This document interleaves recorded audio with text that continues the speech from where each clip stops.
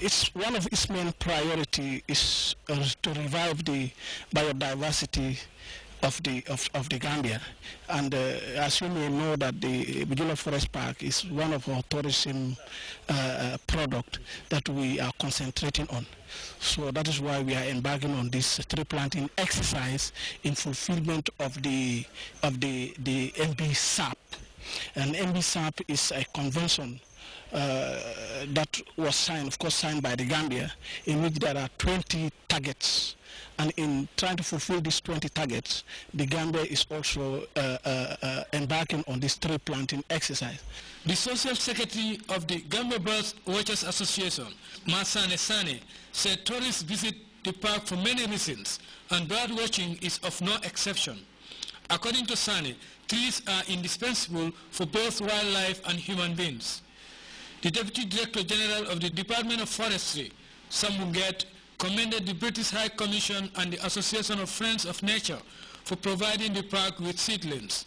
He also applauded the Gambia Tourism Board, security, bird watchers, and tourist guards for their collaboration. The Deputy Director General said this initiative will address the issue of extinction of wildlife. Coming to restock the place is very, very important. The place is well protected, and we have realized that there are some indigenous species which are missing here. They used to be here, for some reason they have disappeared. So we want to come and restock, the forest with these indigenous species, so that in future people can walk around and see different tree species. We want to increase the diversity, tree species diversity in this park. In order to prevent the extinction of the country's indigenous species, one way to do this is to embark on afforestation of this nature by planting more fruit trees to prevent the inversion of wildlife into local crops. It is an undisputable fact that ecotourism contributes immensely to the socio-economic advancement of a country. Buba Sise, GRTS. Time and time again, Africans have been sharply criticized for embracing foreign cultures at the detriment of their rich and diverse cultural heritage. In the Gambia, some people suggest that indigenous settlements are also beginning to change the gear in terms of abandoning centuries-old practices. Our reporter Ibrahim Abalde gives us some perspectives on a classic case of a Sarahule traditional festival, a manifestation of a bond that binds the community.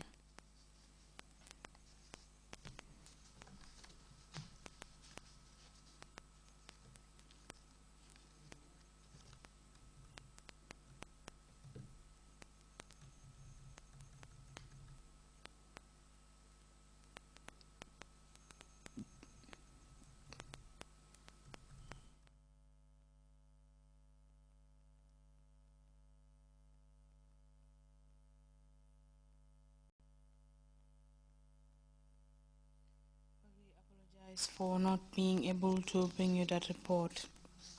While the big guns are still divided over U.S. strike on Syria, with only 6 months in office, Pope Francis is trying to assure both sides of the aisle that peace is the only option to the protracted Syrian crisis seemingly threatening the Middle East.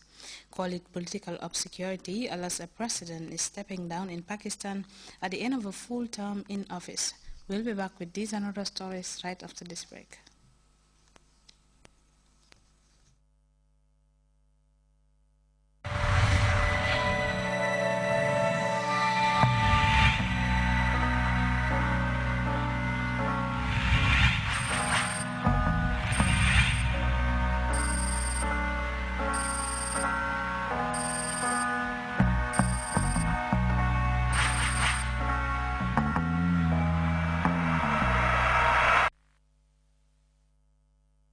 Welcome back. And over now to our earlier mentioned story where time and time again Africans have been sharply criticized for embracing foreign cultures at the detriment of their rich and diverse cultural heritage. In the Gambia, some people suggest that indigenous settlements are also beginning to change the gear in terms of abandoning centuries-old practices. Our reporter Ibrahim Balde gives us some perspectives on a classic case of a traditional Sarahule festival, a manifestation of a bond that binds the community. And some people People are taken aback, arguing that our cherished traditional values are disappearing into the wilderness just like that. Not quite, says this Sarahule-dominated region. This is Garawal village in the Upper River region, a highly charged Sarahule settlement, putting up a triumphant display of the various elements that form part of the Sarahule closely guarded marriage rituals. For many years, traditional communities in the Gambia have often been criticized for abandoning their culture and embracing foreign ones. Like other ethnic groups, this Sarahule community assembled their people to show everyone that their culture has not been abandoned. This is a manifestation of the bond of trust and mutual respect for what had been bequeathed to them by their forebears. This is a marriage ceremony simulation exercise with all the trappings of culture. The actors were symbolic in their presentation.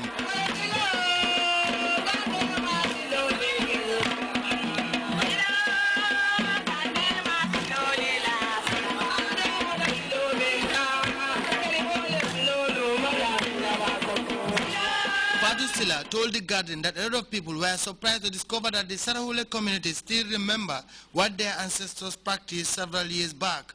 She said the colorful display of musicians, cultural groups, was all a statement meant to debunk doubting Thomases who suggest that the country's traditional cultural practices are disappearing.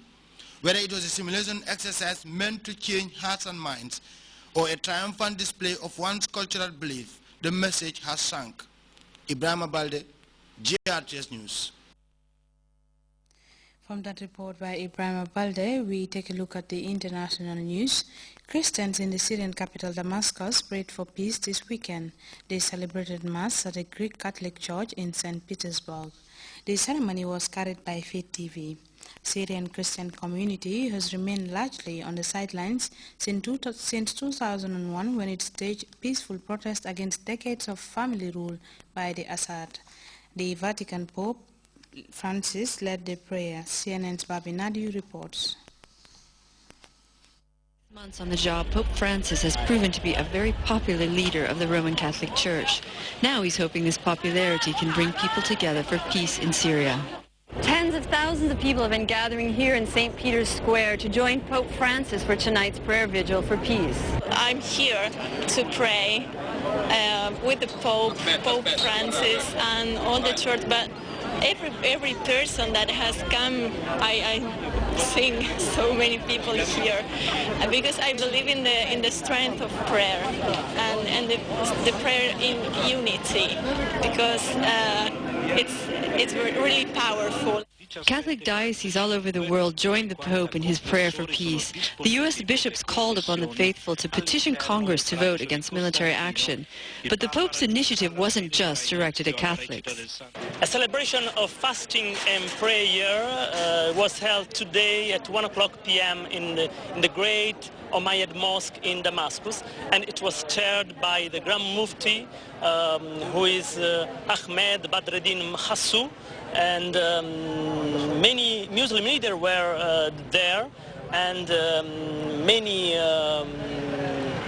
leaders of other religions, like Christian leaders as well as Jewish leaders, were also there joining this celebration. Pope Francis has been a very vocal opponent of further violence in Syria. His message at Saturday's vigil was directed to the most humble and the world's leaders. War always marks the failure of peace. It is always a defeat for humanity, he said. The 4-hour vigil was the culminating point of a week-long diplomatic effort.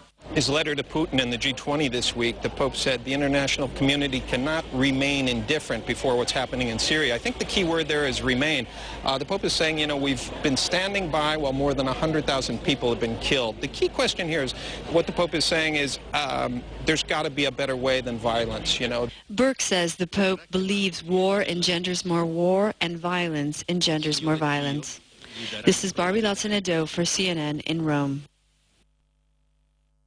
The symbolic clock is ticking and time is running out for President Bashar al-Assad, having been accused by his adversaries for using chemical gas against Syrians.